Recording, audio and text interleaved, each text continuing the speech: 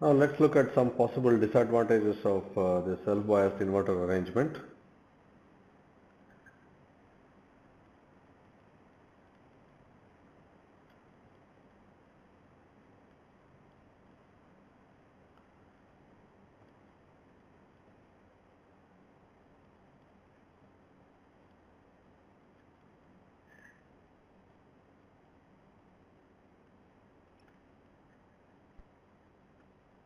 Now at this point I am concerned only with the DC operating point or the DC power dissipation, how much current is flowing through this. So I am not showing any input or load. This is RG. The only role of RG is to make these two voltages equal. As we have seen earlier, the input and output voltages will be equal to the self-bias voltage.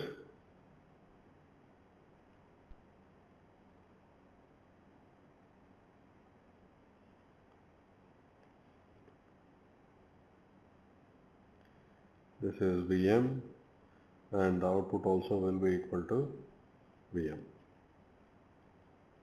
Okay. The question is how much current is flowing through this. Now, one thing we notice is no current flows through RG and the current through the NMOS and PMOS transistors are exactly the same. Now, the gate source voltage of the NMOS transistor is Vm. The source gate voltage of the PMOS transistor is VDD minus Vm, and both transistors are in saturation because the drain voltage equals the gate voltage. Okay. So this current ID equals mu n Cox by 2 Wn by Ln, the gate source voltage of the NMOS transistor minus Vt whole square. It's also equal to mu p Cox by 2 Wp by Lp Vdd minus Vm minus Vtp square. Here I have to denote this as the threshold voltage of the NMOS transistor. Okay. So first we use these two equations to calculate Vm. Okay. So if you take the square root on the two sides, we will get Vm minus Vtn to be equal to, I will take this to the other side,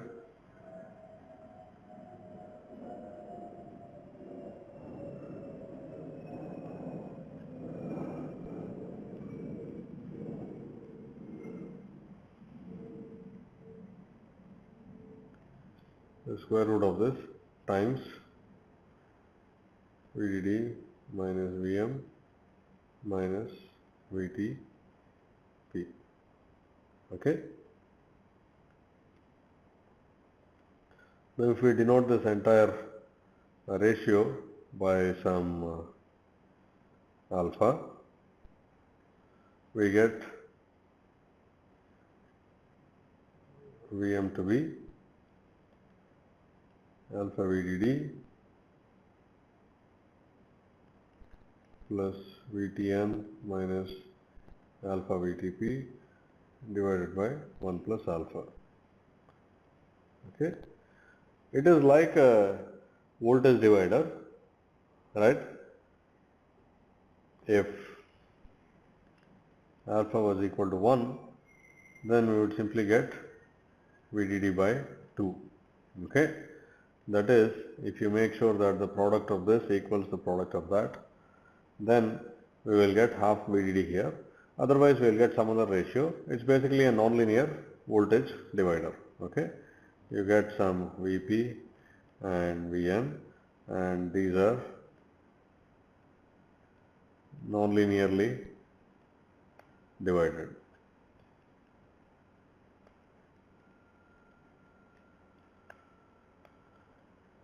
Now from this Vm we can also find ID.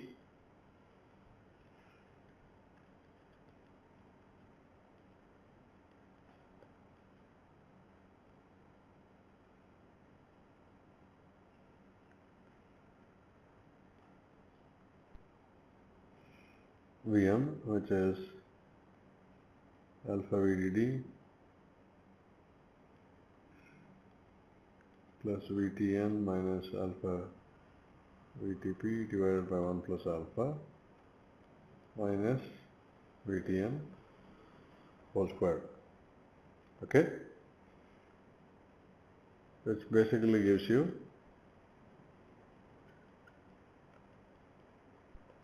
mu1 Cox by 2 Wn by Ln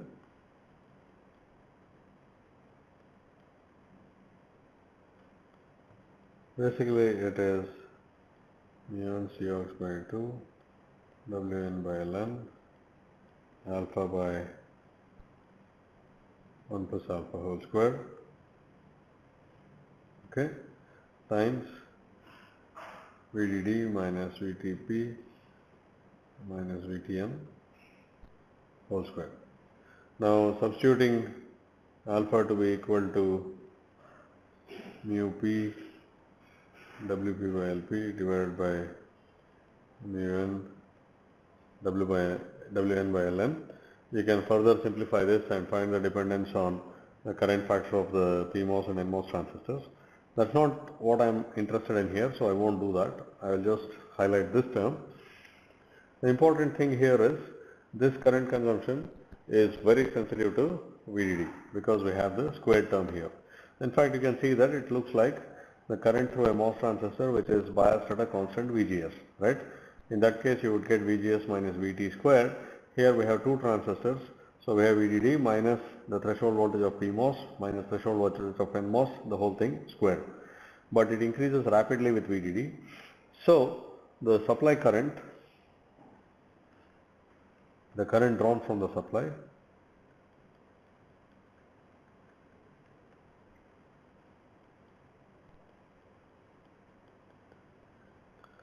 is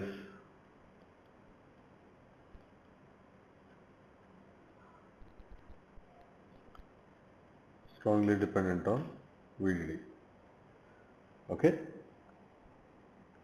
and you can also calculate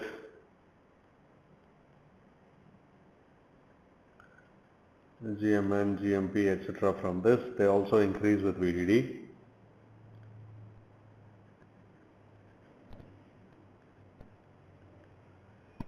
But I won't go into those details. I just want to highlight that the current strongly depends on VDD. Okay. Now if we don't want that, if we want the bias current to be fixed, it's also possible. The way to do that is the following. We cannot have the gates of the NMOS and PMOS transistors tied together. For instance, let's consider a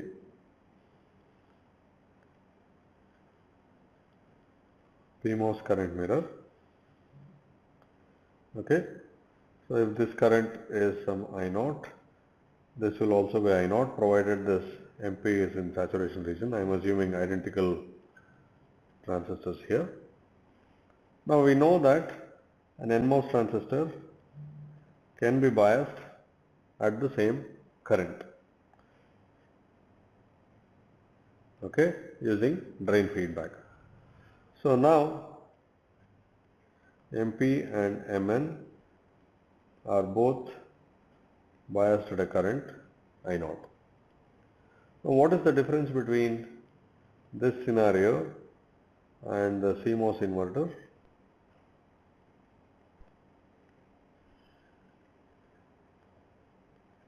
The difference is that if this was self-biased, the gate voltage of NMOS and PMOS would both be at Vm, whereas now the gate voltage of the PMOS transistor would be at VDD minus the threshold voltage of PMOS minus square root of 2I0 by mu p Cox Wp by Lp. Basically VDD minus VSG of the PMOS transistor at a current of I0, whereas the gate of the NMOS transistor is at the threshold voltage of NMOS plus square root 2I0 by mu1 Cox Wn by Ln. Okay. So these two are at different voltages. Whereas here, because they are at common voltages, the current strongly depends on VDD. Okay. Now of course the input signal will have to be applied to the gate of both NMOS and PMOS transistors. That can also be done here by separating the DC picture from the biasing picture. Let me copy this over.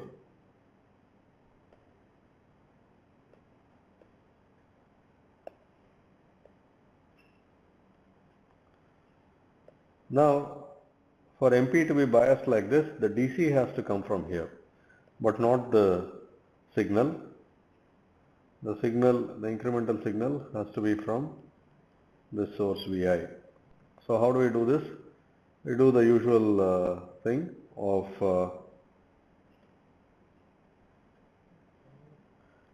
connecting a series resistor here and coupling the signal through a capacitor. Similarly, for the NMOS transistor, DC has to come from the drain, but AC has to come from Vi. So again, we need to connect another resistor there and then couple this through another capacitor. Okay.